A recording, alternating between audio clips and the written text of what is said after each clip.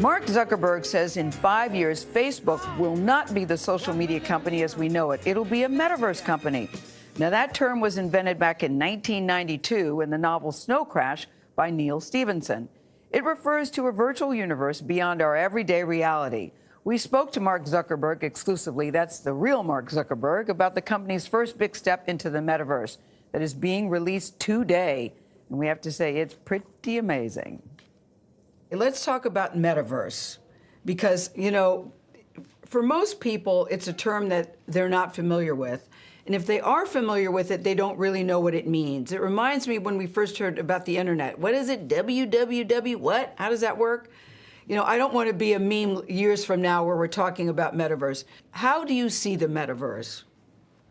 So I think of the metaverse as the next generation of the internet. So you can kind of think about it as, instead of being an internet that we look at, it's an internet that we are a part of, or that we can be inside of.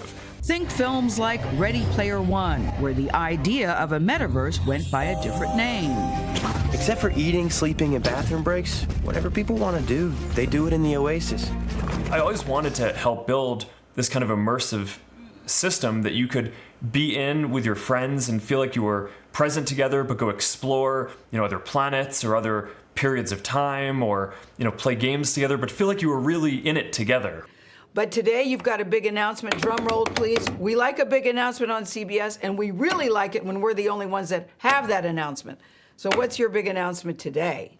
So today we're announcing a new service called Workrooms. It's basically a virtual reality service for collaborating together and doing work.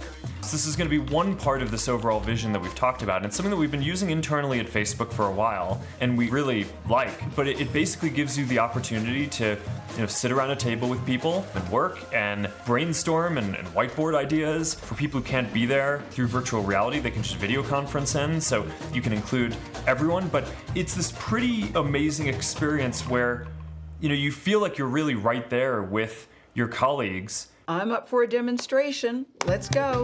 Workrooms is used on Facebook's Oculus Quest 2 virtual reality headsets. Once inside, you can customize your own avatar. Mark, I'm in. All right, welcome. Oh my God, you've got freckles on your nose. I have freckles in real life too, so I'm, you know, trying to do the best with my avatar. Do you like my glasses? I like it in here. Your avatar looks great. This is my first virtual reality interview. How about It's you? mine too. My first virtual reality interview too. Isn't it good? Excited to do this with you. Isn't it good we can do this together? So how long have you been working on this? Were you getting all zoomed out? Because I was thinking I was getting zoomed out. Were you getting zoomed out? So we actually started working on this even before COVID. And this has been a long-term project, you know, partially because we you know, have just been really optimistic about virtual reality. Wait, Mark, this is so cool. Wait, just stop for a second, because every gesture you make, I can see all your hands, your expressions. Oh my gosh. Yeah, no, this is, you know, one of the things that makes the biggest difference to me is, I don't know if you've had this experience on video Zoom conferences, is basically you're looking at a grid of faces. Yes. And there's no sense of space, right? So when you're really talking to people in person, you know, you have this experience where, you know, you're on my right, I'm on your left, right? Yeah. We kind of have a shared sense of space, and we remember the place that we were in as part of how we are having the conversation. And there's all this stuff, all this technology that goes into delivering this. For example, spatial audio, right? So what you'll probably notice is, you know, when I talk to you, it's coming from your left, right? Yes. You know, I mean, that's an important part of how, you know, we as people process the sense of space that we have and presence in the world, is that, you know, it's not like in real life we have a grid of faces and all the sound is just coming at us from exactly the same place. But, you know, we're very optimistic that in 5 years from now, people are going to be able to live where they want and work from wherever they want. But are going to be able to feel present as if they're together when they're doing that. Do you have a favorite feature to use in here? Yeah. Something that you think is very cool? Yeah, I mean, there are a couple of things that I really like. I mean, one is that you can just dynamically change the layout of the room. So, you know, I mean, here, we're in a room layout that's designed for conversation. I can switch us really quickly. So now we're in a presentation setting. Yes. So that's pretty neat. And Mike's in the middle, yeah. And then, check this out. I can basically go and go stand at the whiteboard. Oh. And wow. it's like brainstorming, just like in a normal meeting that you would have been in. So I can say, welcome to Workrooms. Guys, this is so freaking cool, but this is the thing I worry about. I miss being in the office with people. I like what you said, Mark, that people will be able to work wherever they want to. But does this mean that we'll be spending less time in the office? I so miss people. Am I alone in that, people in the room? I don't think you're alone in that. I'm looking forward to seeing my colleagues and friends too. But yeah, you're probably a bit more extroverted than most people, if I had to guess. Certainly more extroverted than me. But I do just think that going forward, there are going to be more people who work remotely. So I think that there's an important place for offices for people to come together. But I also think that there's an important place for people who may want to live with their, stay with their family or where they grew up, but also want to get access to opportunities that maybe historically would have only been in New York or, in LA. And, I just think that those opportunities should be available to everyone. So, all these tools, whether it's video conferencing or, eventually being able to collaborate better in the metaverse in products like Workrooms, what we built here, I think is all just part of this progression of giving people more freedom to live where they want. I saw a presentation years ago.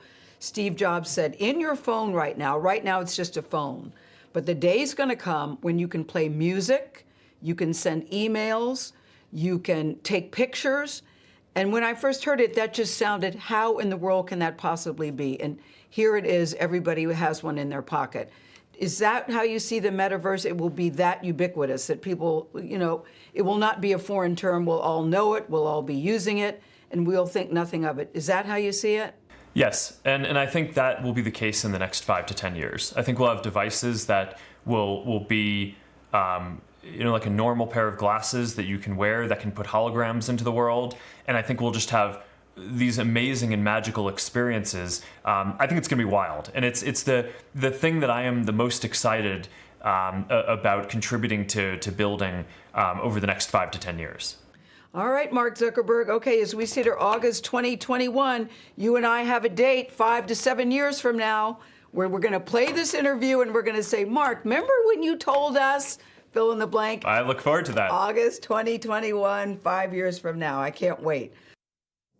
See, did you hear he said he looks forward to that? Listen, Mark Zuckerberg is not like the other kids in the class, and clearly hasn't been for a long time. He told me that when he was in middle school, this is sort of a dream come true for him. He said, we'd leave his friends, they would go off. He said, wouldn't it be great if we had a world where we could still play together, but be in different places? Yep. Yeah. I said, you actually thought about that in middle school? In middle school, I thought when my friend left, I go, I'll see you tomorrow. Yeah. Because we didn't even have phones, cell phones. We didn't even have cell phones. Right. Yeah. So for him to be thinking about that even as a little kid, and now to be in one of the forefront, one of the leaders who's, putting this out in the universe, I'm fascinated. Listen, I thought this isn't the most attractive thing. They got to work on that. It was a little clunky for me, but I could clearly see where with some lessons I could get it. Yeah. I could get it. Yeah. And I'm technically challenged, but I could get that. I'm with you, though. I miss people in the office. Yes. I do as well. That's what Anthony, I miss people I don't like. I I'm telling you, I even miss them. They shall remain nameless, but you know who you are. All right. I'm looking forward to it. No, I am too. I do hope the internet improves so something works everywhere. That's highly dependent on good web access.